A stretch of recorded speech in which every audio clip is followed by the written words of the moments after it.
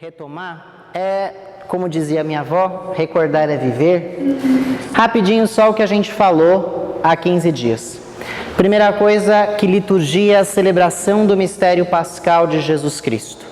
Então a palavra liturgia, como eu coloquei para vocês, ela vem do grego e significa, ela vem sempre de um contexto jurídico, não é de um contexto religioso.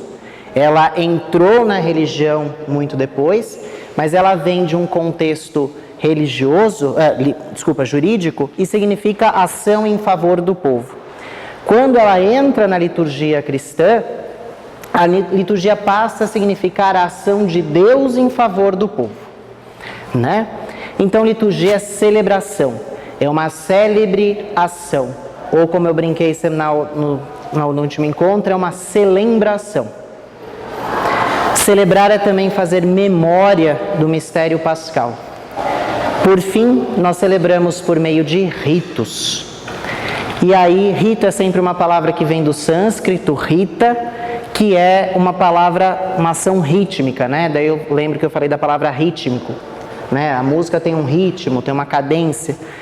Nós realizamos sempre um fato celebrativo.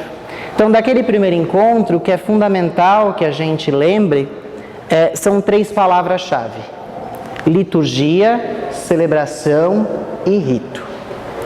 E aí, se perguntarem pra gente o que é liturgia, a gente pode dar 2 definições e dizer que a gente é sabido. Uma delas a gente fala todo dia na missa. O que é liturgia? O Senhor esteja convosco, Ele está no meio de nós. Isso é liturgia. Ou então a gente pode ser falar um pouco mais bonito e dizer que liturgia é a ação de Deus que passa no meio de nós. Tá? Então isso aqui foi tudo aquilo que nós falamos em 2 horas. Foi um esforço hercúleo, mas a gente sintetizou aqui em 2 slides. Hoje então a proposta é que a gente discuta um pouco esse segundo tema, que é a liturgia no Novo Testamento. É praticamente uma aula de história, né?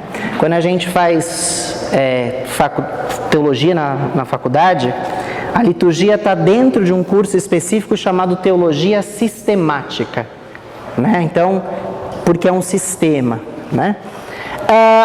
E aí, eu escolhi esse quadro do Cláudio Pastro, que é talvez hoje o maior, já é falecido, faleceu acho que uns 2 anos, sei lá, a gente está tão confuso com essa história do tempo que eu não sei, mas acho que uns 2 anos.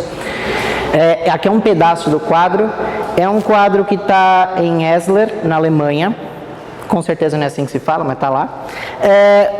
E ele traz para mim uma coisa que eu acho muito interessante e significativa para nós pensarmos a liturgia no Novo Testamento, que é essa junção de cores, essa junção de símbolos. Com certeza esse lugar é um lugar carmelita, porque a gente vê aqui o símbolo dos carmelitas aqui no meio, tá? Mas tem vários símbolos, vários traços de culturas diferentes. Então, por exemplo, a gente consegue ver uma cultura um pouco mais tribal, talvez africana, talvez indígena. Aqui você tem as máscaras, aqui você tem o fogo.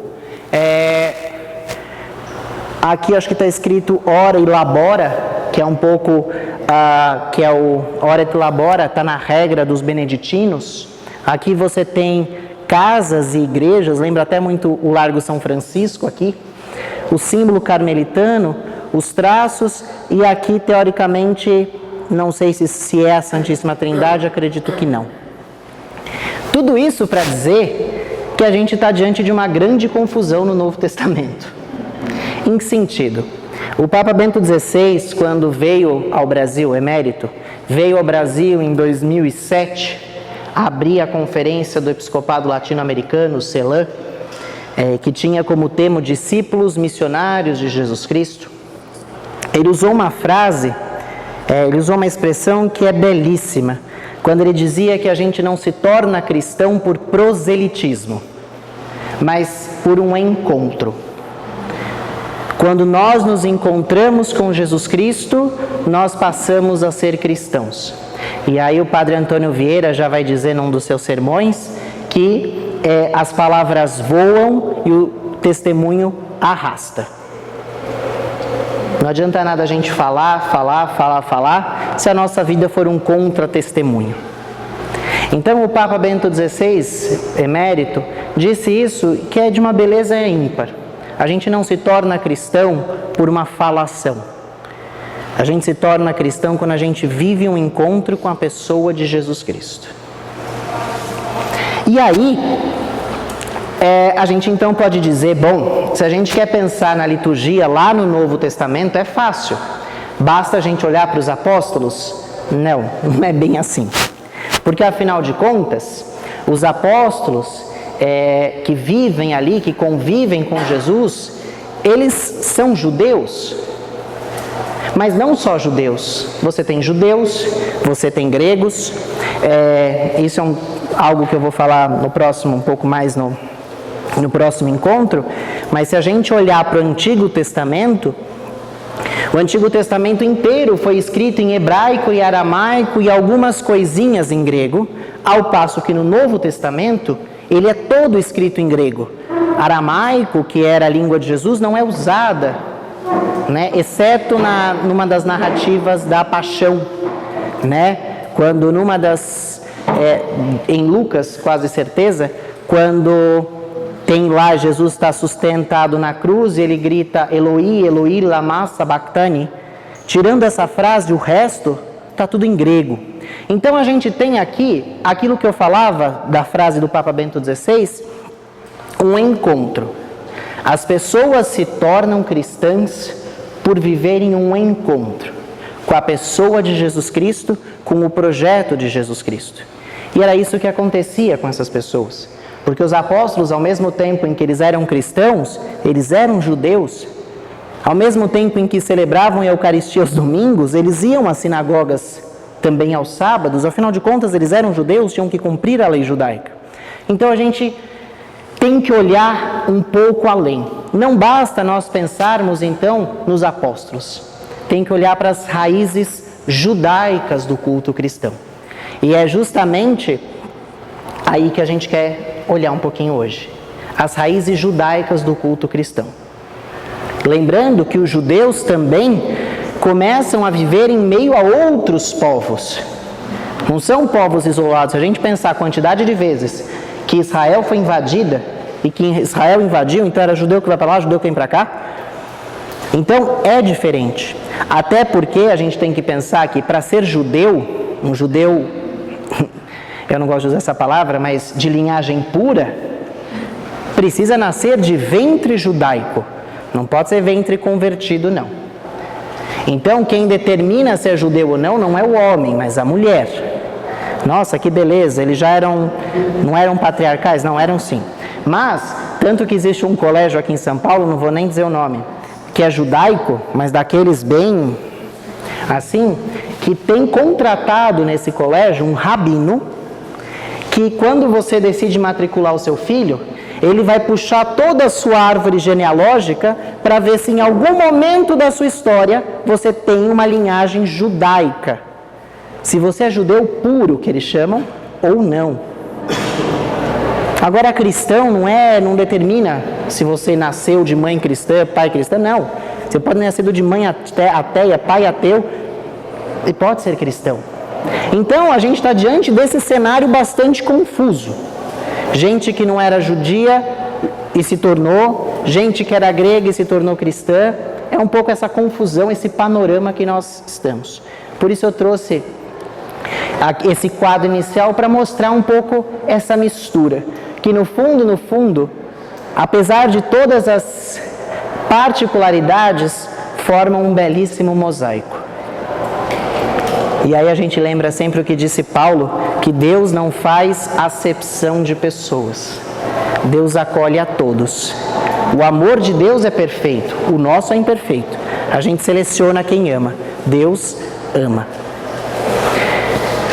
E E aí, a gente então quer olhar para essa primeira questão, que é qual a diferença, por exemplo, entre a celebração judaica e a celebração grega. Tem essa música, obviamente nós não vamos cantar, mas todo mundo conhece essa música do Lulu Santos, né? Nada do que foi será, do jeito que já foi um dia. Isso, aqui. Nada, tudo passa, tudo sempre passará. A vida vem em ondas como um mar, num indo e vindo infinito. Tudo que se vê não é igual ao que a gente viu há um segundo. Tudo muda o tempo todo no mundo. Não adianta fugir nem mentir para si mesmo. Agora, há tanta vida lá fora, aqui dentro sempre como uma onda no mar. Bom, eu lembrei dessa música porque os gregos, essa música diz, né, nada do que foi será de novo do jeito que já foi um dia. Os gregos, eles viviam e acreditavam muito nessa lei do eterno retorno, nesse mito grego do eterno retorno. Claro que esse mito grego do eterno retorno é um mito que vai perdurar a história. Nietzsche, aí agora eu vou ter que fazer um exercício fundo de memória para lembrar. Eu acho que é no Gaia Ciência que ele fala, mas também posso estar totalmente errado, mas o Nietzsche fala isso com outra perspectiva, sobre esse mito grego do eterno retorno, que é para os gregos, o tempo ele era cíclico. Tanto que a representação é essa cobra comendo o próprio rabo. Porque é um começo e um fim que você não sabe, teoricamente, qual é o começo e qual é o fim. Você não sabe se ela está comendo, se ela acabou de dar mordida, se faz tempo que ela mordeu. Enfim, os gregos, eles acreditavam nessa característica cíclica do tempo. Tudo que aconteceu vai um dia acontecer de novo. E aí tem o nosso lado humano, que é um grande problema, porque a gente sempre acha que aquilo que aconteceu, aquilo que vai acontecer é melhor do que aquilo que está acontecendo. Quando as pessoas dizem assim, mas naquele tempo a gente fazia assim. Ou então, não, eu vou continuar porque daqui 2 anos vai dar certo. Agora não presta, mas ontem era bom e amanhã é melhor ainda. Os gregos tinham um pouco essa concepção. Só que o que marcava esses ciclos? A marca desses ciclos estava justamente na vida deles, na colheita. Eles eram povos nômades, os judeus, por exemplo, eles eram nômades. Acabava o plantio aqui, eles saíam daqui e iam para lá.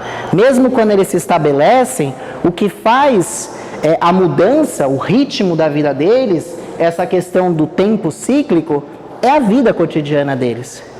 Não é à toa que quando, por exemplo, você pega os costumes judaicos de guardar o sábado, né, o Shabat, ele é marcado pelo tempo, não é por horário. Pode estar horário, se é horário de verão vai começar mais tarde, se não é vai começar mais cedo, né? Ou mesmo que não esteja horário de verão, por exemplo, agora que está o sol se pondo mais tarde, eles não são marcados por relógio. Tanto que é engraçado, se você anda por volta de 5 horas, às vezes 5:30 ali na região dos Jardins, perto da Lorene e tal, dá umas 5 horas, 4:30, 5 horas, 5:30, você começa a ver um monte de judeu correndo para tudo que é lado, né? Porque eles têm que ir cada um para o lugar, aqueles apartamentos inteligentes, que no sábado o elevador para em todos os andares para eles não precisarem apertar o elevador, para não gastar tempo ou não tirar o foco das coisas que são essenciais. Sim, tanto que, por exemplo, em Israel, eu sempre brinco, quando eu fui 2 vezes a Israel, na primeira vez eu não sabia, tudo bem, me tacaram lá no 15º andar. Bom, eu saía no café da manhã, chegava no meu quarto na janta, mas tudo bem. Na segunda eu rezava para ficar no andar baixo, porque você não pode apertar. Você espera lá o elevador subir, vai parando em todos os andares. Você fala, Jesus, eu não chego nunca. Bom, você fala, Jesus, você vai ter problema, mas você não chega nunca. E aí você fala, bom, e é isso, a vida deles é marcada pelo tempo, pelo cotidiano da vida. A nossa vida não. A nossa vida é marcada pelo chefe e pelo relógio, né? Eu falo que a gente paga e sempre deve, é impressionante. Então as divisões do tempo, para eles, são determinadas pelos rituais da natureza, que vão garantir essa continuidade da vida da comunidade. Por que eles fazem a festa da colheita? Porque afinal de contas, plantaram, viveram aquele tempo, o tempo da graça. A gente não pode esquecer que eles consideram que isso é um presente de Deus. Eles recebem esse presente e agora vão conseguir viver. Não é à toa que lá no Evangelho de Lucas, Jesus vai usar a parábola do celeiro, do cara que quer acumular. Nossa, mas a colheita está tão grande esse ano que eu vou precisar construir um celeiro maior. E aí Jesus vai dizer, mas como você é insensato. Você quer guardar, acumular e esquece que hoje à noite você vai morrer? Por quê? Porque isso garante a continuidade da vida para eles. Para nós, se acabar, a gente vai até o mercado.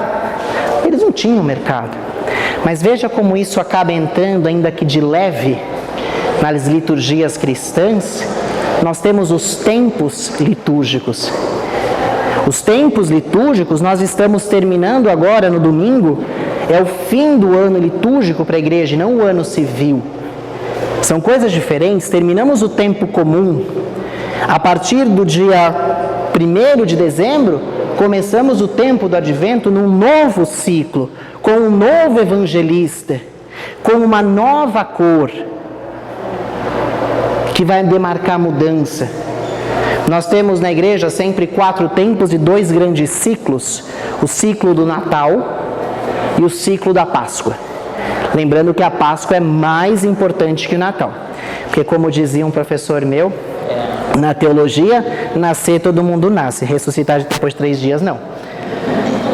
Então, mas o ciclo de Natal, claro que é importante, porque como a gente aprende, o Verbo se fez carne e habitou entre nós. Há uma encarnação, mas nunca uma desencarnação. O Verbo se fez carne, ele entra na nossa história e caminha conosco até hoje. Mas ele é novo todos os dias. A igreja, ela vai adaptar isso para si. Aqui a gente tem a raiz do tempo litúrgico, dos ciclos da Páscoa, do ciclo do Natal, do tempo comum, o tempo verde, o tempo do crescimento, o tempo do caminho, o tempo da caminhada. Aqui nós temos a vida é feita de cotidianos, né? Tem um escritor que eu não lembro o nome, mas que ele diz que a gente precisa de pequenos momentos poéticos na grande prosa da vida.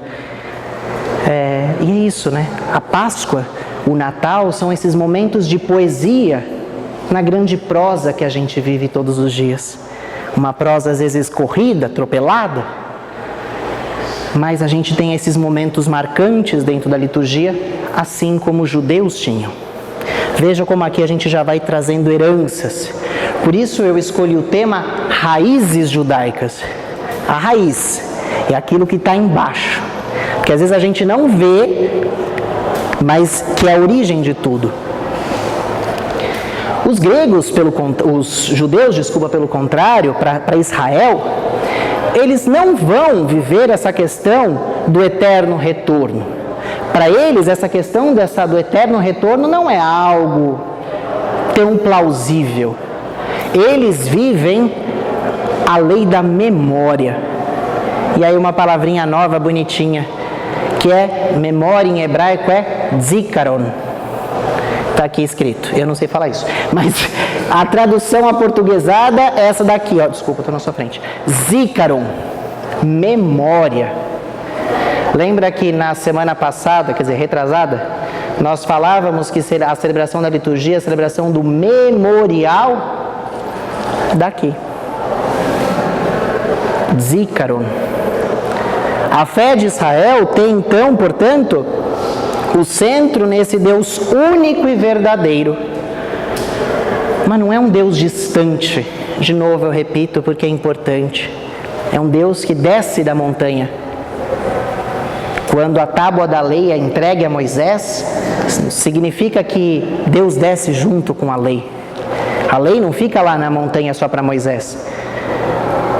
Afinal de contas, a gente brinca, né, que Moisés criou o primeiro tablet da história, né? Escreveu num troço preto e ficou se distraindo horas e horas. Ele desce com aquilo, é Deus que comunica para o povo. Para os judeus, cumprir a lei era fazer memória. Tanto que Lucas vai escrever nos Atos dos Apóstolos, ele começa os Atos dos Apóstolos dizendo: ó Teófilo. Teófilo é aquele que é amigo de Deus.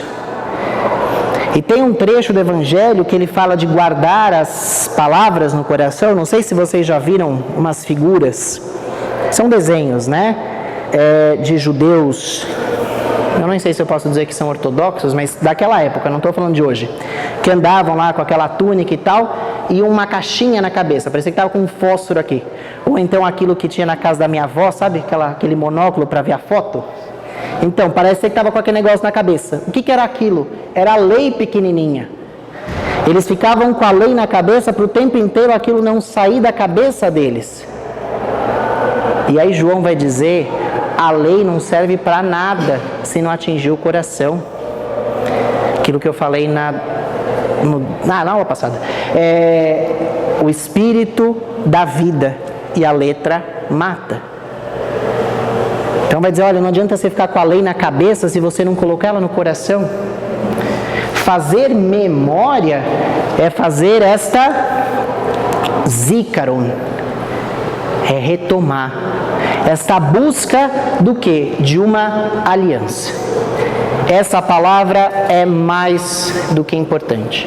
Primeiro que não é uma aliança qualquer, é uma aliança de amor. Indissolúvel. Mas que nós, né, com a nossa humanidade, quebramos. Quando, por exemplo, você casa, você tem a aliança como símbolo.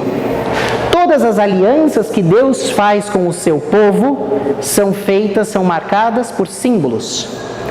Qual foi a primeira aliança que foi feita com a humanidade?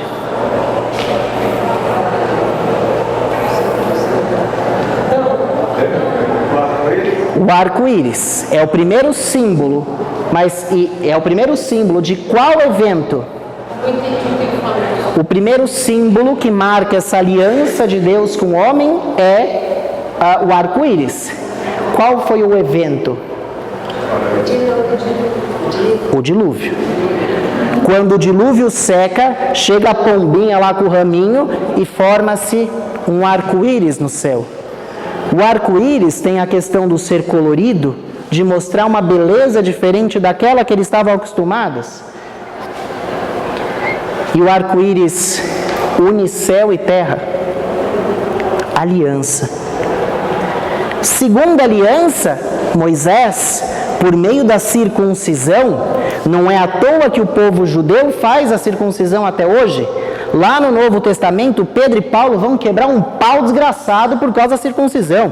Para Pedro, que era judeu, pescador ali, quadradinho, vai dizer: não precisa ter circuncisão.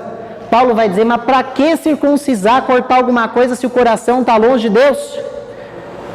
Não adianta símbolo externo. As mudanças precisam ser internas. Hoje a gente sabe que o Paulo venceu, mas vai dar uma confusão eterna. E assim são feitas sucessivas alianças, até Jesus Cristo.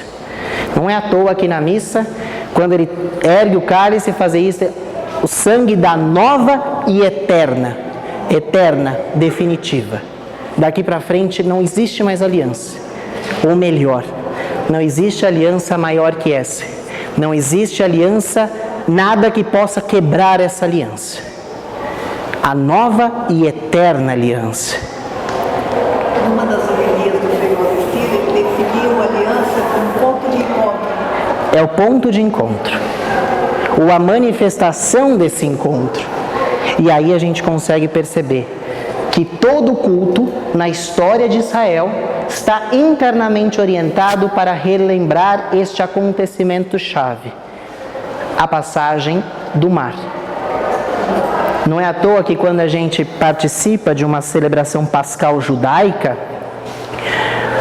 ou então pelo menos a gente lê, pergunta, conversa com alguém que é judeu, Inclusive, quando a gente pega as orientações para a celebração da Quinta-feira Santa, sempre aparece essa orientação que alguém mais velho se dirige ao ambão para fazer a leitura com uma criança. Eu vou ser honesto que eu não gosto muito disso, que eu acho um pouco caricata. Porque não adianta nada fazer isso se a pessoa não entende isso. Então acaba virando um teatrinho, então acho melhor deixar de fora. Mas as orientações uma criança pergunta para o pai, para alguém mais velho, e diz: pai, o que estamos hoje aqui celebrando? E aí o pai lê o relato de Êxodo. As orientações do Êxodo, da passagem da ceia, eu não vou ler, mas para quem quiser depois, lá o capítulo 12. Ligado à 10ª praga, a morte do primogênito. Acabou, o primogênito acaba de morrer, e aí o faraó fica com tanta raiva que liberta aquele povo, e esse povo celebra a Páscoa, afinal de contas, eles têm que sair, e aí existe essa memória do Êxodo. A Páscoa judaica é isso, essa memória do Êxodo, mas não é uma memória distante. É uma memória presente. E aí, a gente consegue, então, olhar, para os judeus, esses fatos históricos são sempre fruto da memória. Lembra, o nosso Deus fez isso por nós. Ele nos salvou. Lembra, o nosso Deus caminhou conosco, nos libertou do mar. É sempre essa lembrança salvífica de Deus, que vem e que passa e cura, passa e salva, passa e liberta, passa e ama, passa e fica. Então a liturgia de Israel é sempre essa liturgia de memória, que a gente fala que é uma liturgia zikaron. É uma memória feita como bênção. Para os judeus, fazer essa memória é sentir-se totalmente abençoado por Deus. A gente até diz que os judeus, eles consideram todos os fatos, todos os eventos, como eventos hierofânicos. Bonito, né? Não entendi nada. Hierofânico, manifestação de Deus. Se tem um tornado é porque Deus mandou. Lembra que no último encontro a gente falava do mar que abre? Por que o mar abre? Não é abre de um para cada lado, como a gente falava, mas é de atravessar. Abre porque Deus quis. Claro que isso a gente vai colher consequências ruins também, às vezes. Aconteceu tal desgraça porque Deus quis. Não, Deus não quis, foi o homem quem provocou. Mas essa manifestação, esta memória da presença de Deus é sempre tida pelos judeus como uma bênção. E o Antigo Testamento está cheio de bênçãos. Cheio de bênçãos. Não à toa, antes da consagração, existe a bênção do pão. Quando o sacerdote coloca lá a mão e pede a santificação do Espírito sobre o pão. Não menos expressivo, quando a gente ia na casa da avó, ia dormir e dizia: bênção, vó. Bênção, mãe. Bênção, pai. Porque a bênção é sempre essa manifestação da memória de Deus. Deus te abençoe, meu filho. Era tal e qual a mãe ou a avó dizer pra gente: dorme com Deus. Que Deus guarde teu sono. É memória, é bênção. E aí, vem mais uma palavra bonita. Bênção em hebraico é berak. Berak, ou beraks, berak não tem plural, é uma bênção judaica, que é típica do povo judaico. Não à toa, no livro dos Números, a gente vai encontrar a bênção dos números, que depois São Francisco adapta ali, quase que faz um Ctrl+C, Ctrl+V, e vira a bênção de São Francisco, O Senhor vos abençoe e vos guarde. Está no livro dos Números. A bênção de Araão. Então, o Antigo Testamento ele é inteiramente composto por bênçãos. Bênção da memória. Nós somos abençoados porque o nosso Deus lembra o que Ele fez por nós. Então, essa bênção é sempre muito presente. E a bênção tem sempre uma estrutura, que é o prólogo, que é o bendito seja Yahvé, tanto que quando a gente pega a bênção dos números é o Senhor vos abençoe. Aí depois vem a explicitação, o Senhor vos guarde, o Senhor vos acompanhe, enfim. Por quê? Porque a gente sempre faz a recordação das obras de Deus. E isso me lembra um pouco, para quem não sei se conhece, se não conhece, depois pode procurar na internet, é o ofício divino das comunidades, que ficou muito tempo sumido aqui no Brasil, e acho que há o que, uns 15 anos talvez. Ofício divino das comunidades. É um livrinho assim, mas vocês acham também na internet, né, no Vasco 0800, como diz o Luiz,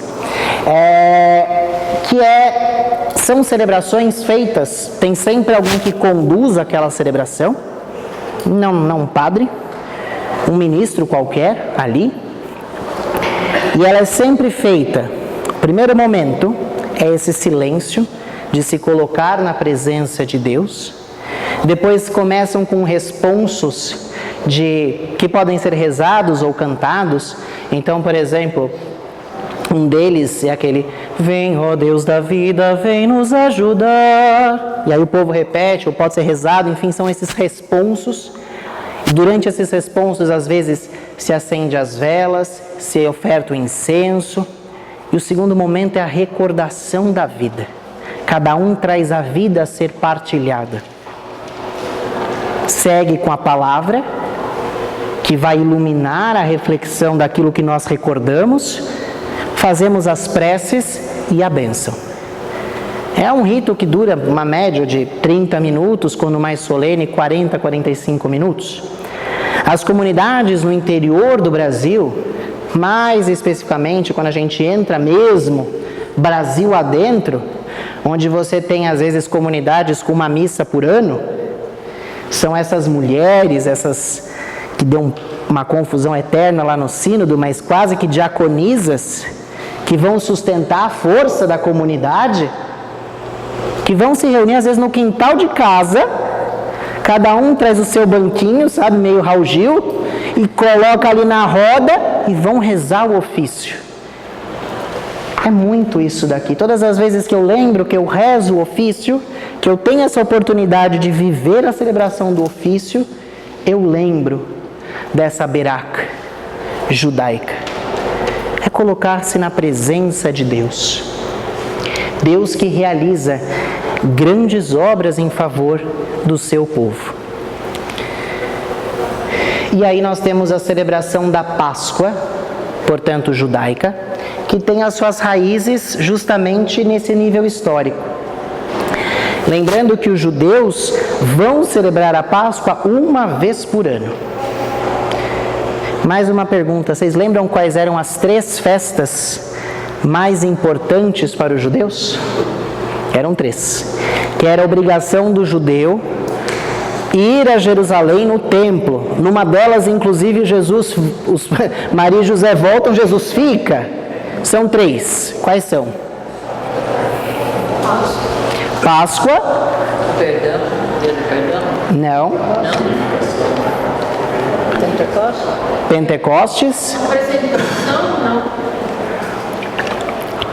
Pentecostes Tinha, já vou falar. Está faltando justo que Jesus se perdeu. A festa das tendas. A festa das tendas. Tendas, Pentecostes e Páscoa. Eram as 3 festas judaicas que todo judeu que se prezasse tinha que ir a Jerusalém. Se ele fosse pobre, ele tinha que ir pelo menos uma vez por ano. Mas ele tinha que ir. A Páscoa fazia memória justamente dessa passagem. Pentecostes, festa da colheita. Por isso 50 dias. É o tempo do plantio, do cultivo e da colheita. Claro, a gente não está pensando que eles plantavam ipês. Eles plantavam ervas, coisas pequenas, que em 50 dias, todo mundo que já plantou pelo menos o feijão no algodão sabe que em 50 dias aquilo brota, né? E a festa das tendas, quando eles fazem memória da época que o povo era escravo no deserto e vivia em tendas. Daí a palavra hebreu. Hebreu é povo sem pátria. Tanto é que quando eles cruzam o mar e chegam à terra prometida, perde-se o termo hebreu. A gente não vê mais ninguém falar de hebreu e passam a ser chamados de israelitas. Hebreu é povo sem pátria. É o povo hebraico, o povo exilado. E aí... Desculpa, Oi. As tendas eram a memória. A memória da época que o povo, que os pais viveram no deserto. Né? E aí a gente tem então sempre essa celebração do memorial. Né? E o memorial ele tem sempre uma tríplice dimensão. Nós nunca fazemos memória só do passado, porque senão vira saudosismo. No meu tempo, no tempo que minha avó estava aprendendo a andar de bicicleta. Não é só olhar para o passado. A gente olha para o passado, para o presente e para o futuro. A gente olha para o passado para saber de qual água nós bebemos. A gente olha para o presente para compreender o que nós estamos fazendo. Aquilo que os antigos diziam, se nós estávamos honrando a memória dos nossos pais. E a gente olha para o futuro para ver o que a gente quer deixar construído para os nossos. Para aqueles que um dia nós seremos a memória. Não é à toa que várias propagandas aí de preservação do meio ambiente, eu lembro de uma em específico que passava na televisão, que tinham pessoas que estavam acho que na mata e eles jogavam o lixo, e aí depois de um tempo o slogan terminava: que mundo você quer deixar para os seus filhos? É isso aqui. Nós olhamos para o passado para saber se nós estamos honrando a memória dos nossos pais. E a gente não está falando só do meu pai, do seu pai, do seu pai. Dos nossos pais primitivos, aqueles que nos precederam. Para saber o que a gente está fazendo. E para saber o que a gente quer deixar no futuro.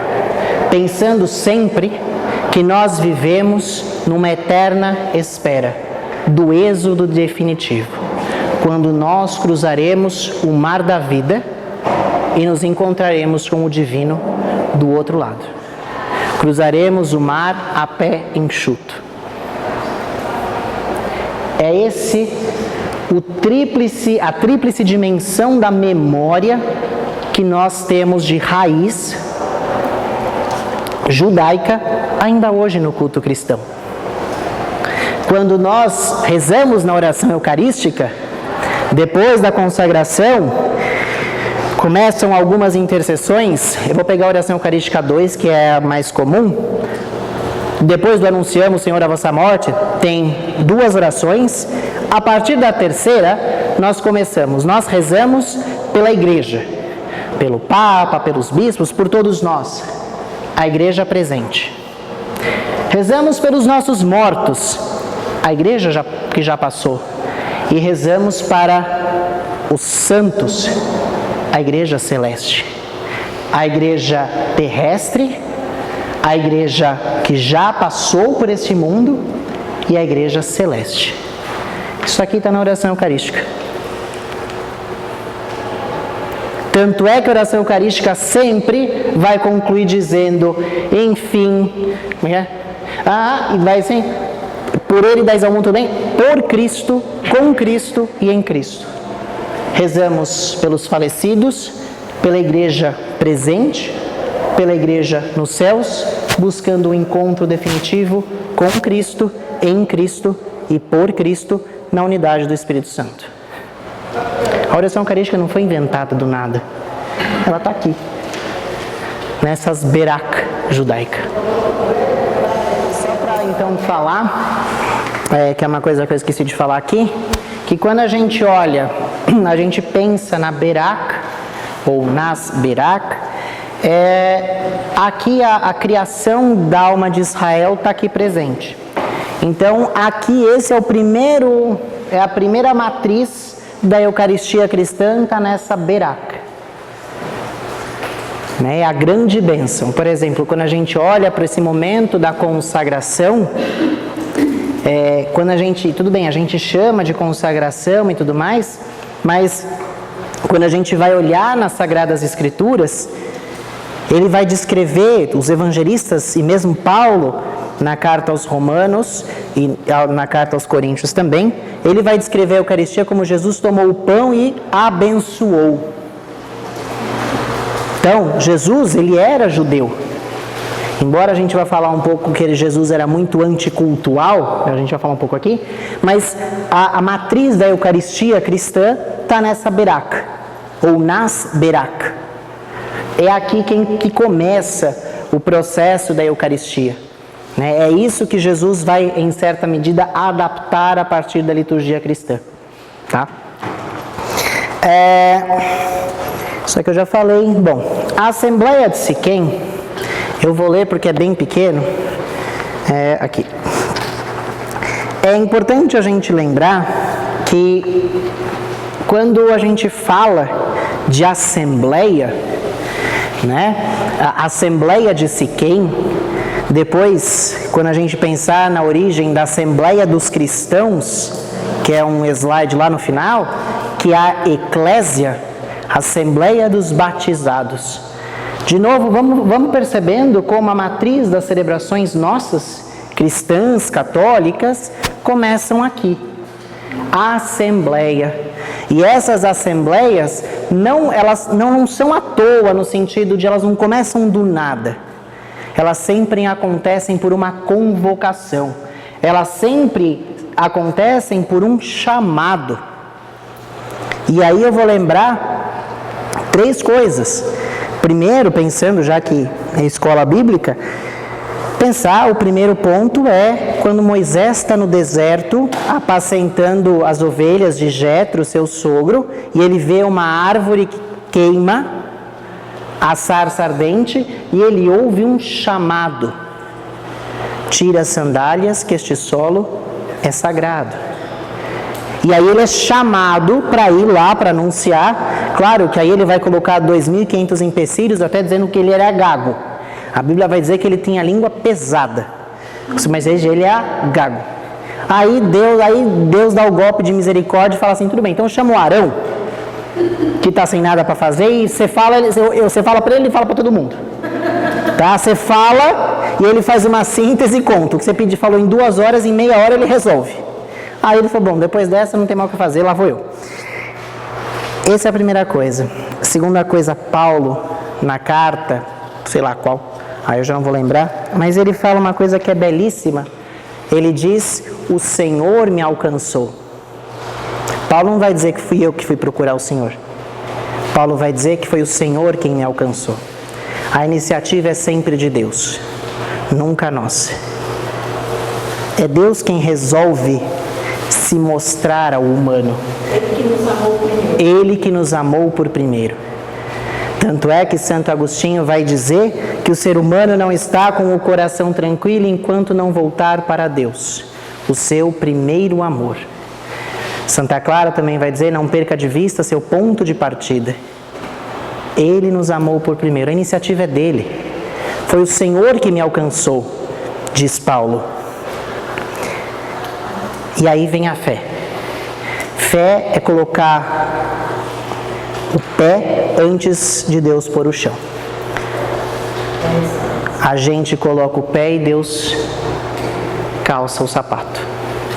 Porque o grande erro é que muitas vezes a gente quer que Deus calce os nossos sapatos e não queremos calçar os sapatos de Deus. A assembleia, as celebrações, o chamado, ele é sempre uma iniciativa de Deus, nunca nossa. Daí a gente dizer: a missa não começa quando a gente entra na porta ou quando vem lá o padre entrando. A missa começa quando a gente decide sair de casa para ir para a igreja. É como está o meu coração. Eu sempre falava isso para as crianças quando eu trabalhava com catequese. Essa para mim é uma das passagens mais bonitas da Sagrada Escritura, da sarça ardente. Tira a tua sandália, que este solo é sagrado. Quais são as sandálias que a gente tem que tirar para entrar no solo do coração. Às vezes a gente tem que deixar de lado as sandálias da mágoa, as sandálias da raiva, que logo cedo a gente já quebrou o pau com não sei quem. Ou então a gente está com aquele negócio que a gente quebrou o pau ontem, aquilo fica, né? E vai, aquilo. Quais são as sandálias que eu tenho que tirar para pisar no terreno do coração? Cada um sabe as sandálias. Eu falo que isso é que nem quando a gente vai comprar sapato, cada um tem um gosto e cada um tem um tamanho de pé. Eu tinha um avô que ficava com uma raiva quando ele tinha comprado sapato, porque ele tinha o pé desse tamanho, calçava 34, então se ele quisesse variedade ele ia para a aula das crianças. Ficava com uma raiva porque sempre perguntavam se era para o neto, quando ele dizia que era para ele, era a morte. Mas cada um sabe quais são as sandálias que a gente precisa tirar. Saúde. Quais são as sandálias, qual o solo que a gente está pisando? Então a missa não começa quando a gente chega. A missa não começa quando o padre entra. A missa não começa quando passa o ônibus do aleluia. Né? Eu falo que toda igreja tem um ponto de ônibus na porta que só para a linha do ônibus do aleluia. A missa começa, está o freio e a vela. Quando chega no evangelho, passou o ônibus, a igreja lotou. A gente sai atrasado. Porque não, tudo bem se eu chegar até o evangelho, tá bom. Tinha um padre lá em Moema, na missa das 7 da manhã. Ele falou assim: semana que vem nós vamos começar a missa pela bênção final. Assim quem chega atrasado vai saber como é o começo da missa. E aí, qual que é a questão do seu coração? Então a missa não começa quando você chega. A missa começa quando você se predispõe a sair de casa e vai preparando o terreno do coração para as sementes serem lançadas. A assembleia, a igreja, toda e qualquer assembleia, isso desde a época dos judeus, a gente sabe, é sempre por uma convocação. É Deus que chama. Tem aquele episódio de Samuel, acho que é 2 Samuel, quando Samuel está deitado e ele ouve lá uma voz: Samuel, Samuel. É Deus quem chama. E aí ele vai lá falar com o Davi 2, 3 vezes, e na terceira o Davi entende. E ele responde: Senhor, eis-me aqui. Só que aquilo que eu falo, né? Falar eis-me aqui quando Jesus está transformando água em vinho, está tranquilo. Difícil é você falar eis-me aqui no pé da cruz. Na hora que todo mundo fugiu, só ficou ele. E a Assembleia de Siquém, que está lá no capítulo 10 do Deuteronômio. Deuteronômio é livro de leis. Deutero, lei em grego. Nômio, nome. As normas da lei. Se vocês um dia quiserem construir um barco, com medo das enchentes que estamos esperando em São Paulo, peguem o Deuteronômio e sigam lá as medidas, né, da construção da arca. Vai dar certo. Confia em mim. É melhor comprar bote. Mas vamos lá.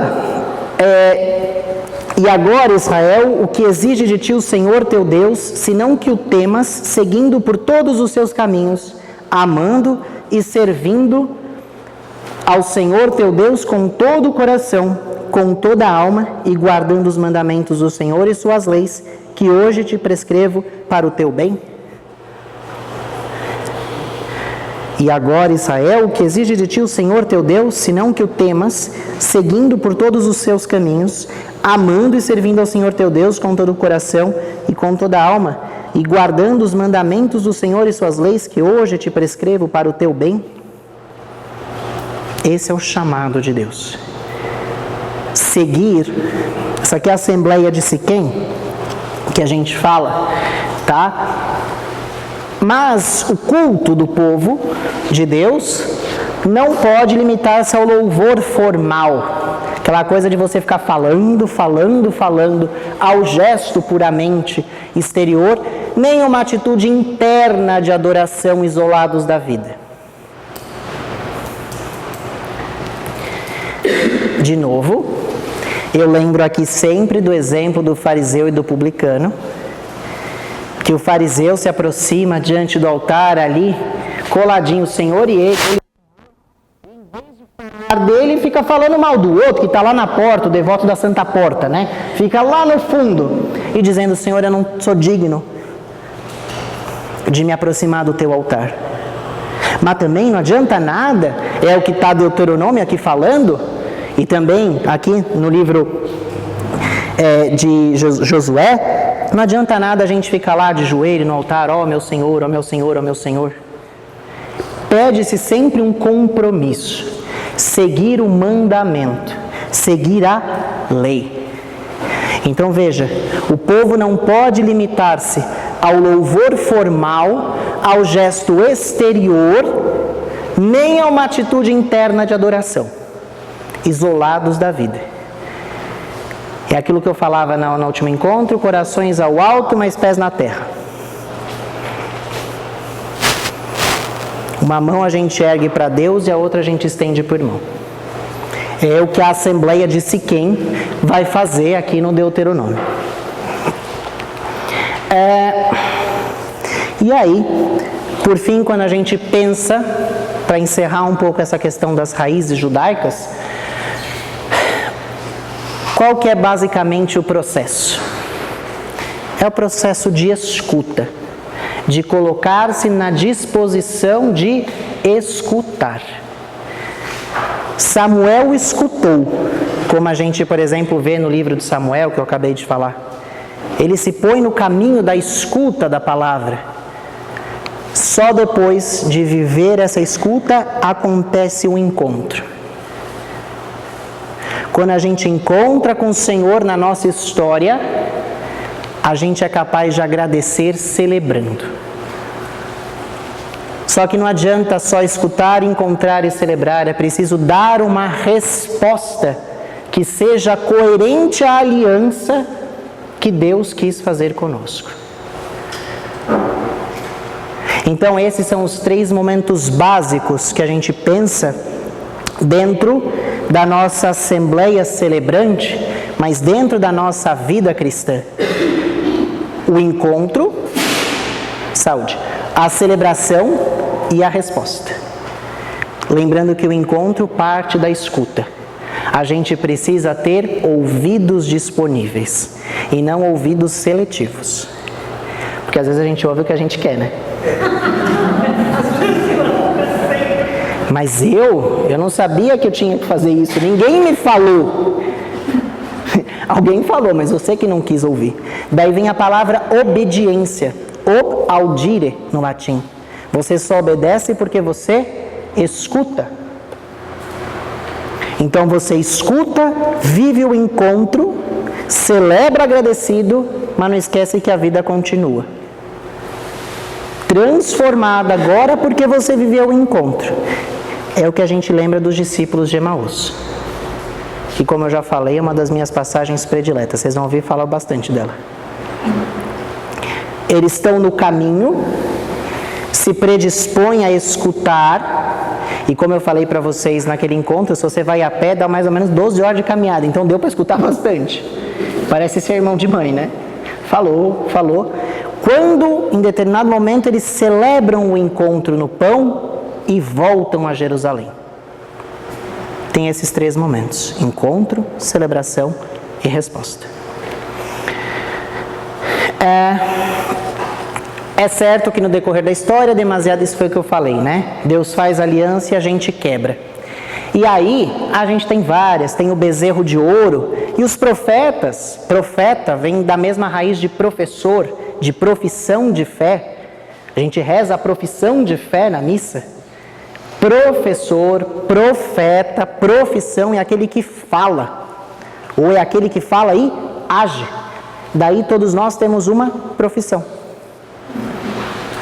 Né? Então é profeta, aquele que fala, e os profetas tinham justamente essa questão de denunciar. Não é à toa que morreram a rodo, né? Não é à toa que eles morreram a rodo. A função deles era justamente mostrar o caminho, ajudar o povo a viver este encontro. Só que para isso os profetas servem de cotonete, precisa limpar o ouvido para escutar. E aí vem essa função deles denunciarem todas as injustiças, porque o que acontece, lembra que eu falei das leis coladas na cabeça? A lei estava só na cabeça e não no coração. E também se tivesse no coração não estava na mão. E daí vem as injustiças sociais, todas que acontecem. Eu escolhi essa daqui de Amós, só para ilustrar. É bem curtinho, mas ele diz aqui, desprezo vossas festas e não gosto de vossas reuniões, porque se me ofereceis holocaustos, não me agradam vossas oferendas, e não olho para o sacrifício de vossos animais cevados. Afasta de mim o ruído de teus cantos, não quero ouvir o som de tuas harpas, antes que o direito corra como a água e a justiça como o rio caudaloso. Por acaso me ofereceste sacrifícios e oferendas durante 40 anos no deserto, ó casa de Israel? Ou carregaste Sacute, vosso rei, e Caivã, vossos ídolos, estrela de vossos deuses que fabricastes para vós? Eu vos deportarei para além de Damasco, diz o Senhor, Deus Todo-Poderoso é seu nome. Veja que aqui ele está falando do culto externo. Quando ele falava dessa questão do holocausto, eu só conseguia me lembrar da oferta da viúva lá. Que passagem era essa? Essa aqui é Amós 5, eu li um pouquinho mais na realidade, eu li até o 27, tá? Mas, quando eu li esse texto, eu só conseguia lembrar da viúva, do óbolo da viúva, né? Enquanto todo mundo colocava um monte lá, ela dava uma moedinha, 2, que era o que ela tinha. Não era um culto externo, é um culto interno. Eu estava lendo um texto esses dias, que me chamou bastante atenção. É um texto sobre a crise dos refugiados. Aí eu fui ler esse texto, caiu nas minhas mãos, e eu achei que ele fosse falar sobre a crise dos refugiados. Mas o título do texto é A Crise dos Refugiados e a Nossa Solidariedade Aplacada. E ele vai começar a dizer que a gente não ajuda porque a gente tem essa moção interna de ajudar. Ele vai dizer que a gente ajuda para a gente se sentir bonzinho. A gente não ajuda, tanto é que a cena que ele descreve por exemplo, por que os sírios são tão ajudados, enquanto você desce ali na Baixada do Glicério, ali perto da Igreja Nossa Senhora da Paz, daquele colégio Duque de Caxias, e morando naqueles cortiços, tem um monte de haitianos que vira e mexe são saqueados, apanham na rua, porque eles não são o protótipo daquilo que nós pensamos em ajudar. Então a crise não é a crise dos refugiados, é a crise pela qual eles estão passando diante da nossa solidariedade. Se os profetas voltassem, mas eu não tenho dúvida que era disso que eles iam falar. Não adianta nada a gente ficar jogando dinheiro no cofre do templo. Não estou falando para dar o dízimo aqui, senão, pelo amor de Deus. Mas o que eu estou querendo dizer, ainda mais que o Frei está aí agora que ele me põe para correr. O que eu estou querendo dizer é que às vezes é mais fácil você fazer a solidariedade à distância. É fácil você dar, difícil é você se doar. É fácil você mandar alguém embora por telegrama, né? Você não precisa olhar para a cara da pessoa. Difícil é ficar ali cara a cara, olhar no olho e falar assim, então, querida, foi bom, mas já acabou. Então, eu pensava muito nessa questão, quando eu li essa questão de Amós, nesse texto que caiu nas minhas mãos, sobre a crise dos refugiados. E a crise, na realidade, da nossa solidariedade. Tanto que ele vai dizer que naqueles países, quando muitos migram para a Europa buscando algo, eles dizem, eu sou sírio, mesmo não sendo. Porque eles sabem que se eles se autoafirmarem sírios, eles vão receber uma ajuda humanitária. Enquanto que, não, você não é sírio, vai para trás. E aqui tem então, essa questão da denúncia. Sempre tanto que o título desse trechinho que eu li é Contra o Culto Externo. Mas o Aristóteles que fala, né, que a grande dificuldade do ser humano é achar a justa medida. Ou a gente é totalmente externo, ou totalmente ficando jogando incenso no altar, ó meu Senhor. E esquece o outro que passa fome. Teve uma campanha da fraternidade que teve um hino bonito, que a gente não canta até hoje, acho que porque a gente fica meio assim, que mexe com a nossa solidariedade, que é seu nome é Jesus Cristo e passa fome. Aí o refrão diz: entre nós está e não o conhecemos, entre nós está e nós o desprezamos, entre nós está e não o conhecemos, entre nós está e nós o desprezamos. Tem um dos versos, seu nome é Jesus Cristo e passa fome, e aí vai dizer, e eu não vou lembrar da letra agora também, né, porque também é demais, mas ele vai dizer que às vezes a gente ignora para chegar depressa na igreja. Aí eu preciso fazer a leitura hoje eu preciso fazer a leitura, e sai correndo e passa lá. E deixa, é que nem o samaritano.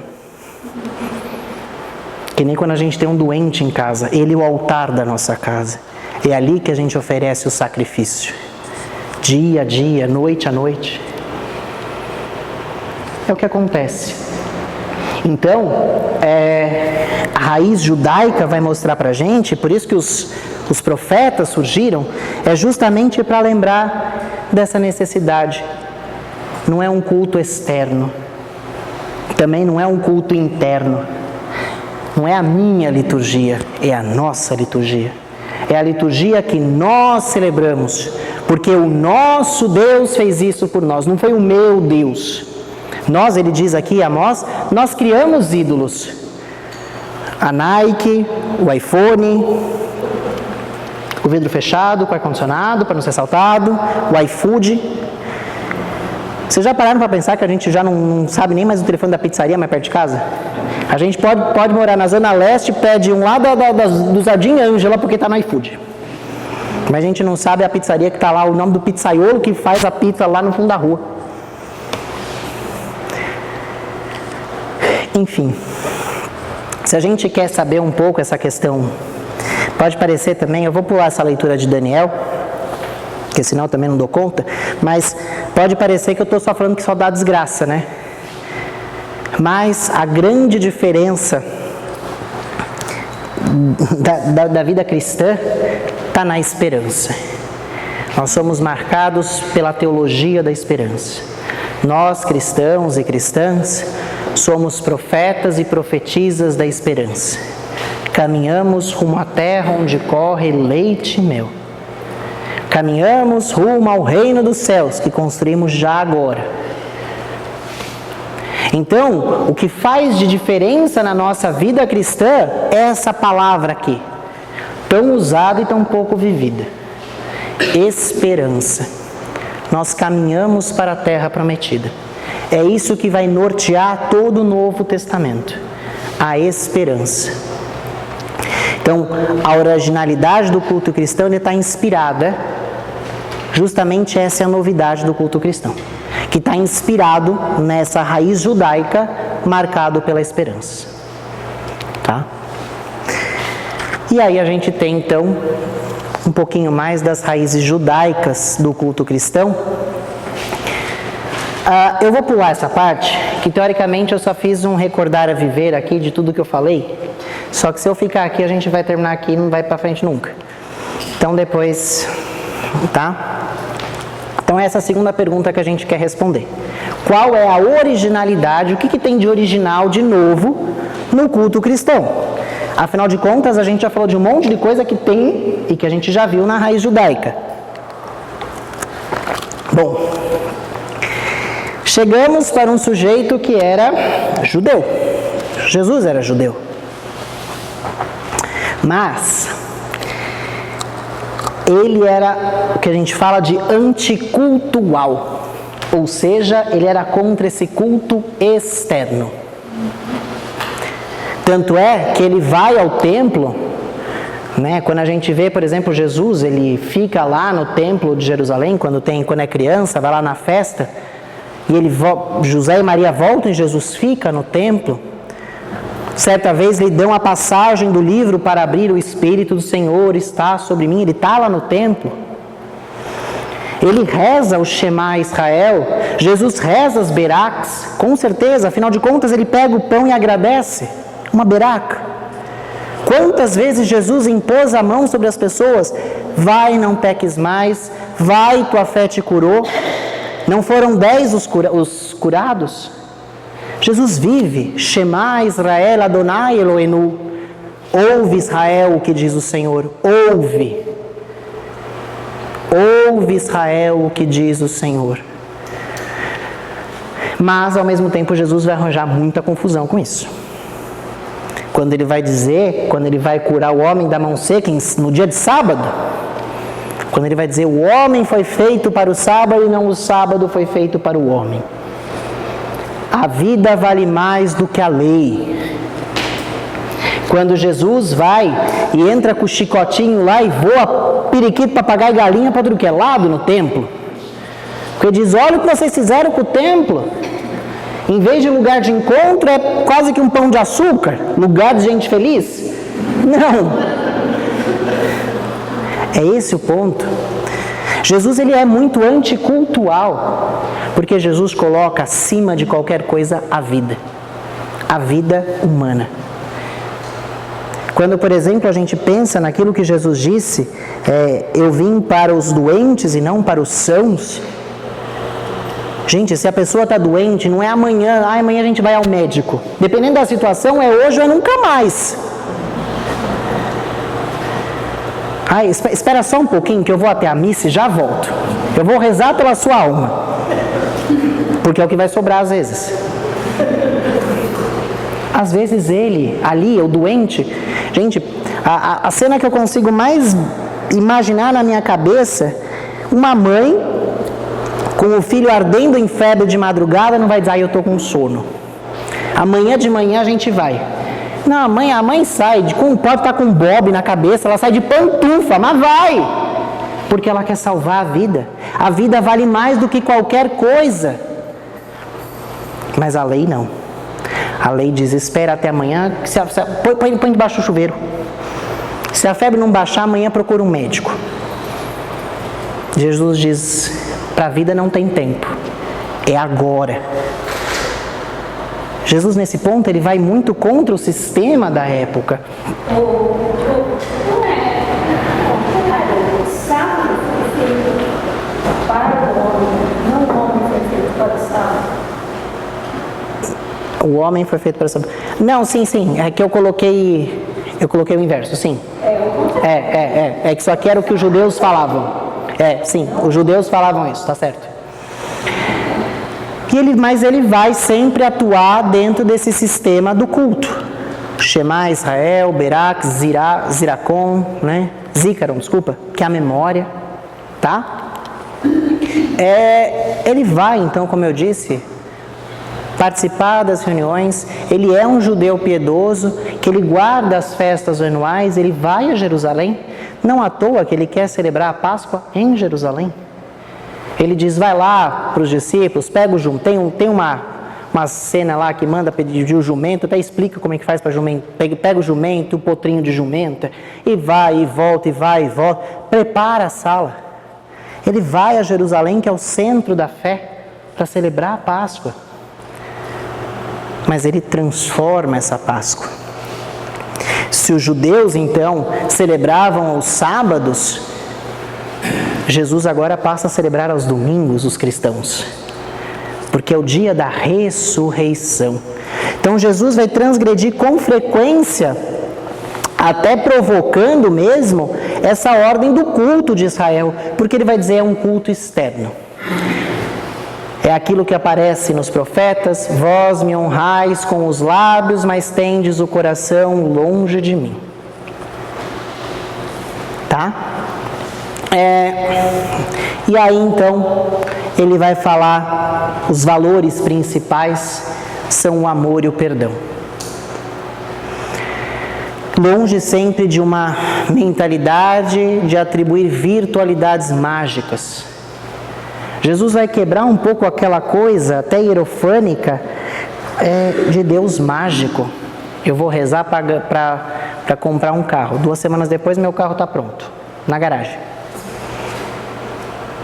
Eu vou rezar para eu conseguir isso. Tá, você pode rezar, você deve rezar, você pede ajuda divina. Mas o milagre tem sempre 2 partes. É Deus que age e você também age.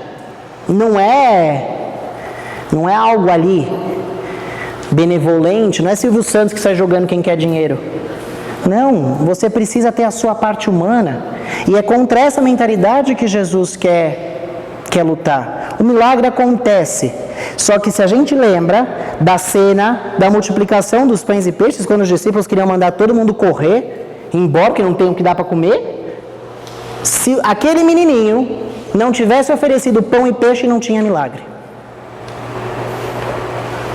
Se não tem o humano, o divino não age. Não porque ele não possa, lógico que ele pode. Jesus podia ter vindo e estralado o dedo, meio que a feiticeira, né? Estrala o nariz e tudo se resolve. Mas o que a gente já tem aprendido com isso?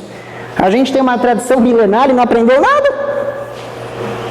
Daí vem aquela parábola do vinhateiro, né?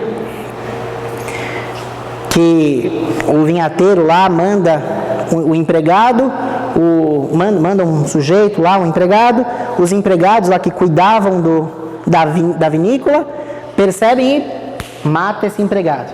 Manda outro, porrada nele.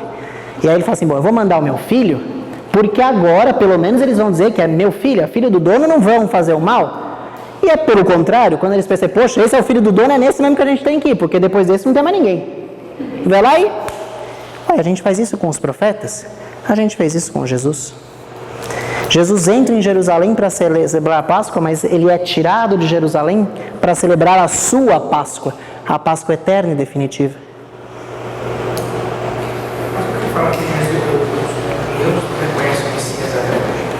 Porque para eles Jesus é um profeta. Eles ainda estão no eterno advento que a gente fala. Ainda é histórico. Um dia vai ser real. Para nós não, tanto que eles estão no ano 5000 e cacetada, que é o ano da... Aliás, dia 24 agora é uma festa judaica, Mazel Tov, não lembro direito. Mas é uma festa judaica. E essa passagem também é belíssima. A passagem de Jesus com a samaritana. Jesus conversa com uma mulher. Que é algo mais transgressor que isso para a época. E ela também. E ela vai. Mas o curioso é que Jesus não é aquela coisa do ai, que pena. Não, Jesus consola, mas também é que nem bronca de mãe, sabe? Quando você apronta na escola. A mãe consola primeiro, mas nesse meio do consolo já dá uma chapuletada, né? Que Jesus está conversando com ela, então, mas os seus 7 maridos, e vai.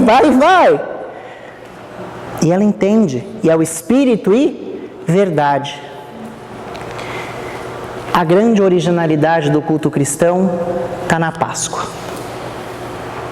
Essa é a nova e eterna aliança.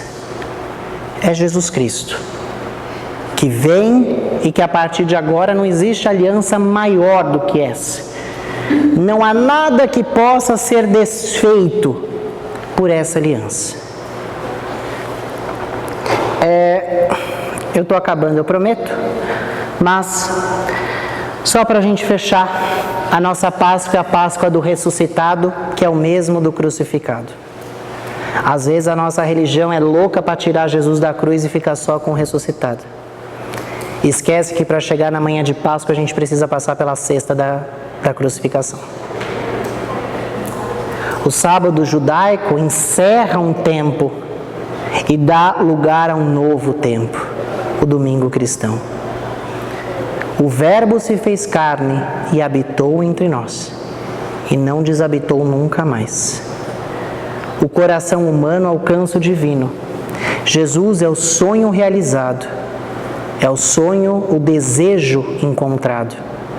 Jesus, Deus, deseja encontrar-se com os homens, e o homem ansiava encontrar-se com Deus.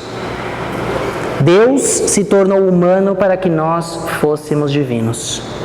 Santo Antônio dizia uma coisa que é belíssima, agora que eu me toquei que eu já passei do horário, mas Santo Antônio dizia uma coisa que era belíssima. Ele dizia, ele veio para ti para que pudesses ir a ele. Ele veio para ti para que pudesses ir a ele. Jesus vem a nós para que nós possamos de novo fazer este caminho de volta até ele. E nos tornarmos um pouquinho melhores. cristãos, como disse TNCC. Cristãos que demonstram por atração, que vivem um encontro. Isso. Eu acho que é isso. É até 10h45, 9h45, né? Então tá bom. Já ultrapassei 3 minutos, desculpa. Na semana que vem a gente continua.